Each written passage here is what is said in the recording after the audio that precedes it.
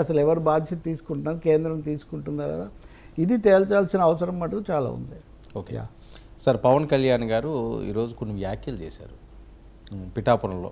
ఆయన గెలిచిన నియోజకవర్గంలో మొదటిసారి ఉప ముఖ్యమంత్రి హోదాలో ఆయన వెళ్ళడమే కాకుండా జీతం వద్దు, ఓకే చాలామంది జీతం వదిలేస్తున్నారు, కానీ ఫర్నిచర్ కూడా నా కార్యాలయాన్ని నేనే తీసుకువెళ్తాను ఆయన అనడం. మరొక వైపు తప్పు చేస్తే నన్నైనా ప్రశ్నించండి అని చెప్పి ఆయన బహిరంగంగానే మాట్లాడుతున్నారు. గతంలో ఈ రకంగా మాట్లాడిన రాజకీయ నాయకులు అది ఇలాంటి నిర్ణయాలు తీసుకున్న వాళ్ళు ఏమైనా ఉన్నాయా దాఖలాలు?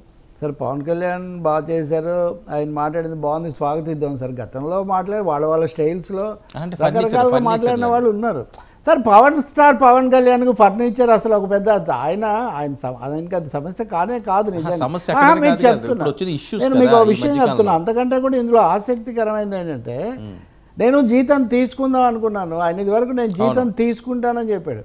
జీతం తీసుకుంటే జవాబుదారీతనం ఉంటుంది, జీతం తీసుకుని ప్రజల కోసం ఒక తృప్తి నాకు ఉంటుంది. నేను ఇతరత్ర విరాళాలు ఏమి ఇచ్చినా కానీ నేను జీతం అయితే తీసుకుందాం అనుకుంటున్నాను. ఇంట్రెస్టింగ్ థింగ్ వాస్తవంగా.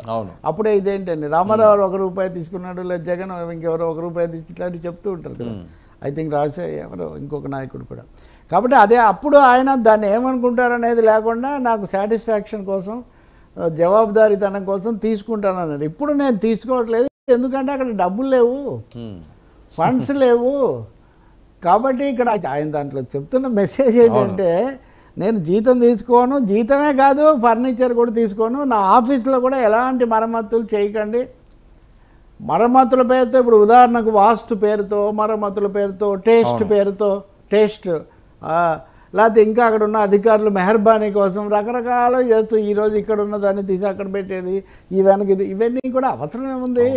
కనీసమైన మీరు అన్నారు కదా, తప్పకుండా భారతదేశంలో స్వాతంత్రోద్యమ పోరాటం కానీ, అలాగే సంస్కర్తలు కానీ, కమ్యూనిస్ట్ నాయకులుగా ఉన్నవాళ్ళు కానీ, నిరాడంబరత్వం అన్నది ప్రజా జీవితంలో ఒక ముఖ్యమైన అంశంగా ఉండాలి. నిరాడంబరత్వము తక్కువగా, గాంధీ గారు ఎందుకు కొల్లాయి కడితేనేమి మా గాంధీ అని ఇవన్నీ ఉండినాయి. క్రమక్రమంగా ఏంటంటే అది తగ్గి ఎంత పెద్ద కాన్వాయ్ అయిందో చూడండి, హెలికాప్టర్లో నుంచి ఎలా దిగాడో చూడండి, ఎంట్రీ ఎలా అదిరిపోయిందో చూడండి అని. అది మీడియా వల్ల కావచ్చు, మీడియాలో సెలబ్రిటీ కల్చర్ ప్రొజెక్ట్ చేయడం వల్ల, ఇంకొక దాని వల్ల, అంటే ఆర్భాటం అనే దానికి ప్రాధాన్యత పెరిగిన ఒక నేపథ్యం. ఈ పవన్ కళ్యాణ్ కావాల్సినంత గ్లామరు ఇవన్నీ ఉన్నాయి, సెలబ్రిటీ స్టేటస్ అవన్నీ ఆయనకి ఏం కొరత లేవు ఇప్పుడు.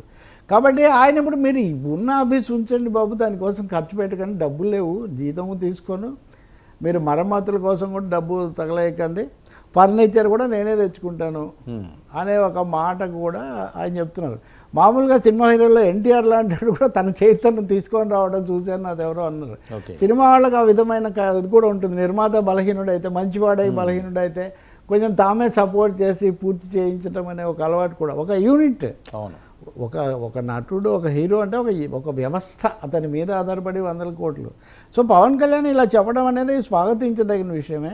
దీన్ని అమలు చేస్తే, ఎందుకంటే పార్టీ మరి కొత్త పార్టీ వచ్చింది కాబట్టి, మళ్ళీ కొత్త మంత్రులు, కొత్త శాఖలు, కొత్త ఆఫీసులు, వీటన్నిటి మీద పెట్టే చాలా ఖర్చు తగ్గించవచ్చని.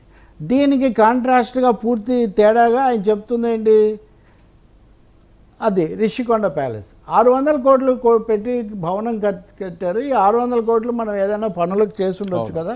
పవన్ ఈరోజు కొంచెం వాస్తవికంగా మాట్లాడారు. నిజంగా మీరు చెప్పినట్టే దాన్ని తీసుకుంటాను నేను. ప్రముఖులు వస్తారు కాబట్టి వాళ్ళ కోసం మంచి భవనం కట్టారు అని మీరు అంటున్నారు, దాన్ని మనం తీసుకున్నా కానీ మనం అంత ఖర్చు పెట్టకుండా కొంత తగ్గించి ఉండొచ్చు కదా. డెఫినెట్గా ప్రభుత్వాలు అనేవి ఎప్పుడు కూడా ఈ ఖర్చు తప్పనిసరిగా చేయాల్సిందేనా, ఇన్ని కోట్లు దీనికి అవసరమా అన్నది తప్పకుండా ఎప్పటికప్పుడు పరీక్ష చేసుకోవాలి. లేకపోతే రకరకాలుగా పెట్టుకుంటూ పోతే అంతే ఉంది. అధికారులు వందిమాగదులైన అధికారులు ఎప్పుడూ ఉంటారండి. అలాగే చుట్టూ హంగుదారులు ఉంటారండి. అన్న ఈ కారు కలర్ బాగాలేదు, లేకపోతే అది బాగాలేదు, కొత్త మోడల్ వచ్చింది, ఇలా చేస్తున్నారంటే ఖర్చు పెరిగిపోతుంటుంది కదా. సో మీరు అన్నట్టు పవన్ కళ్యాణ్ ఈ మాట అన్న ఇటీవల కాలంలో ఎవరు అనలేదు, ఆయన అన్నమాట ఇది స్వాగతించదగింది. దానికి ఆయన కట్టుబడి ఆ సింప్లిసిటీ. ఇప్పుడు రామారావు వచ్చినప్పుడు కూడా ఆయన ఉదాహరణ కాషాయ వస్త్రాలు బీజేపీ వాళ్ళు ప్రవేశపెట్టలేదు, రామారావు ప్రవేశపెట్టాడు వాస్తవానికి. ఆయన ఏదో కారణం చెప్పి, కానీ ఆయన కూడా జీతం తీసుకోను, నేను ఇవన్నీ చేయను, నా అంతకు నేనే చాలా విషయాలు నాతో ఒకసారి చెప్పారు, ఎవరు జేపీ చెప్పినట్టున్నారు ఒక ఇంటర్వ్యూలో ఎప్పుడో. ఈవెన్ అప్పుడు ఆయన మళ్ళీ పెళ్లి చేసుకున్నాడు. ఇప్పుడు లక్ష్మీపార్వతి కారు పెట్రోల్ ఖర్చు అది కూడా ఆయనే భరించేవాడు. అదేమి నా సొంత ఖర్చు అన్నట్టుగా చాలా జాగ్రత్తగా ఉండేవాడు ఎన్టీఆర్ గారు అని. తప్పకుండా నేను ఎన్టీఆర్కు పవన్ కళ్యాణ్కు చాలాసార్లు మీ దగ్గర పోలిక తీసుకొస్తున్నాను. ఇక్కడ ఒక ప్రత్యేకమైన నేపథ్యంలో అచ్చంగా రాజకీయాల్లో మునిగి తేలకుండా రావటం ఒకటి, రెండవది ఒక సొంత ఆకర్షణ కలిగి ఒక ఆవేశంతో ఏదో చేద్దాము అని రావటం ఒకటి, మూడోది ఇదిగో ఇటువంటివి మాకు ఇప్పటికే ఉంది, మేమే పేరు కోసమో డబ్బు కోసమో రాలేదు, చేయడానికే వచ్చాము, చేతనైనంత చేస్తామని చెప్పటం. నాలుగోది కీలకమైనది వర్మ, ఈ సినిమా వాళ్ళకి రాజకీయాలు ఏం తెలుసు అని రామారావు వచ్చినప్పుడు కూడా కాంగ్రెస్ వాళ్ళు చాలా చులకలుగా నాటకాలు వేసుకునేవాడు ఇదంతా అని. కానీ సినిమా హీరోలు అనండి లేకపోతే దర్శకులు అనండి వాళ్ళు కూడా ఇంటలెక్చువల్స్ అండి. వాళ్ళు ఎంత దాని మీద తెలివితేటలు లేకపోతే వాళ్ళు అవన్నీ పాత్రలు అర్థం చేసుకొని పండించి ఇంత నడిపిస్తారు. పాత్రలు మారుతుండొచ్చు కానీ అందువల్ల వాళ్ళకేదో నిబద్ధత ఉండదు, వాళ్ళకేదో సమర్థత ఉండదు, వాళ్ళకేదో దక్షత ఉండదు అనే ఈ చులకన భావం చాలా పొరపాటు.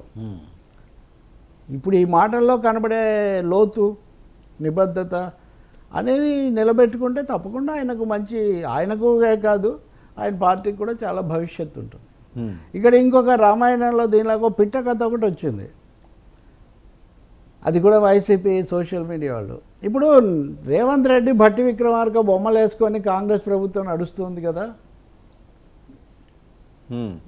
ఈరోజు కార్యక్రమాలతో కొత్త ప్రభుత్వం మొదటి ప్రధాన కార్యక్రమం మొదలు పెడుతున్న వేళ చంద్రబాబు నాయుడు, ఎన్టీఆర్, లోకేష్ బొమ్మలే ఉన్నాయి కానీ దాంట్లో పవన్ కళ్యాణ్ బొమ్మ లేదు. ఓకే, కార్యక్రమం అక్కడ చంద్రబాబు లోకేష్ మొదలుపెట్టారు, ఇక్కడ పవన్ కళ్యాణ్ మొదలుపెట్టారు. సో కాబట్టి దీన్ని గమనించండి అన్న పద్ధతిలో కూడా కొంతమంది మాట్లాడుతున్నారు. ఐ డోంట్ నో, చంద్రబాబే నిర్ణయం తీసుకోవాలి ముఖ్యమంత్రిగా. ప్రతిసారి అవి సింబల్గా 2 బొమ్మలు వాడతారా, ఒక ఫోటోనే వాడతారా? కాంగ్రెస్ ప్రభుత్వంలో ప్రత్యేక పరిస్థితుల్లో వాళ్ళు వాడుతున్నారు, ఇదివరకు అలా వాడేవాళ్ళు కూడా కాదు. మరి తెలంగాణ ఫామ్లా ఆంధ్రప్రదేశ్ ఫామ్లా ఈ విషయంలో ఏమైనా మారుతాయా? ఓకే, అది కూడా ఒక ప్రశ్న. అంటే ఈరోజు మనం మాట్లాడకపోయినా వచ్చే ఒక చిన్న ప్రశ్న, అదేం ప్రధానమైనది కాదు. విధానపర పెద్ద మీకు కాకపోవచ్చు మాట్లాడే వాళ్లకు, అభిమానులకు లేకపోతే అభిరోధులకు కూడా అదొక ప్రశ్న, లేవనెత్తేటటువంటి ఒక ప్రశ్న. అంటే ఇప్పటివరకు ఇచ్చారు కదా. సో రేపొద్దున గవర్నమెంట్కు సింబల్గా ఒక బొమ్మే ఉంచుతారా, 2 ఉంచుతారా? పవన్ కళ్యాణ్ కూడా ఉండకపోవచ్చు, ఆలోచన నాకు కూడా ఏం లేదు, అది కూడా నేను స్పష్టంగా చెప్తున్నా. బట్ ఏ క్వశ్చన్,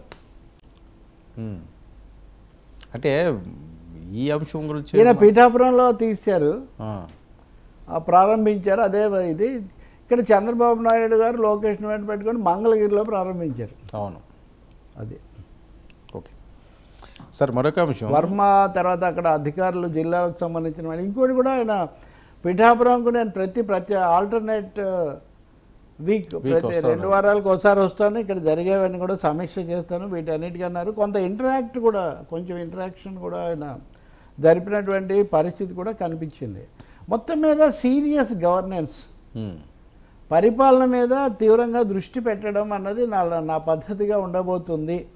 అధికారంలోకి అంటే ప్రచారంలో నేను చెప్పినవి పరిపాలనలో కూడా నేను చూపిస్తాను అనే మాట చెప్పడానికి ఆయన ఎక్కువ ప్రాధాన్యత ఇచ్చారు. రిటారిక్ తక్కువగా ఉంది, అది మనం గుర్తించాలి. 2 చోట్ల ఉభయల ప్రసంగాల్లో ఒక తేడా ఏంటంటే అదొక తేడా కనిపిస్తుంది మనకు.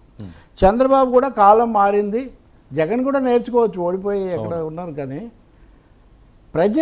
ప్రజలతో ప్రత్యక్ష పరిచయము, అక్కడ పాల్గొనటము, ముఖాముఖి గడపటం అనేది చాలా ముఖ్యమని పథకాలు తీసుకొచ్చారు, ఇళ్ళ దగ్గర చేర్చడం అనే ఒక దీన్ని కూడా ప్రవేశపెట్టారు. అది మంచిదే. కానీ మీరు బటన్ నొక్కి ఇంత వేసాను అంటున్న పరిస్థితికి స్వయంగా ప్రజా సముఖంలో అప్పుడప్పుడు పాల్గొనే ముఖాముఖి వాళ్ళతో గడపడానికి ఉన్న ఒక తేడా కూడా మనం ఇక్కడ గమనిస్తాం. సో ఎప్పుడు అందరు నేర్చుకుని ఉంటారు, అందరి నుంచి అందరు నేర్చుకోవాల్సిందే. అవును సార్. ఒక పక్క ఆంధ్రప్రదేశ్లో పవన్ కళ్యాణ్ గారు సక్సెస్ రేసింగ్ వేరే మిగతా సంతకాలకు కూడా ఇదే స్పిరిట్ చూపించాల్సి ఉంటుంది. అంటే సో ఆయన సక్సెస్ గురించి ఇంక వేరే చెప్పాల్సిన అవసరం లేదు, అందరి వైపు పవన్ వైపు ఒక్కసారిగా చూసే విధంగా ఉంది. అయితే దీన్ని బేస్ చేసుకుని తెలంగాణలో రాబోయే రోజుల్లో జనసేన పుంజుకునే అవకాశం ఉంటుందా? జనసేన మళ్ళీ లోకల్ బాడీలోని వీటిలోని యాక్టివ్గా బీజేపీ తోటి వెళుతుందా అన్నది చాలా మందిలో ఉన్న ప్రశ్న. అక్కడ సక్సెస్ అయ్యింది పవన్ కళ్యాణ్ అందరివాడు